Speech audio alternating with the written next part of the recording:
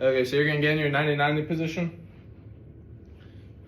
Use as little arms as possible to hinge. Hinge, chest over right knee, chest over middle shin, and then head to the foot. And then alternate. So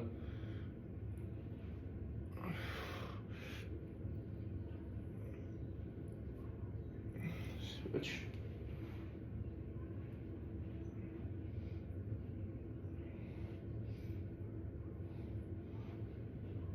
Keep the heels glued to the floor when you switch.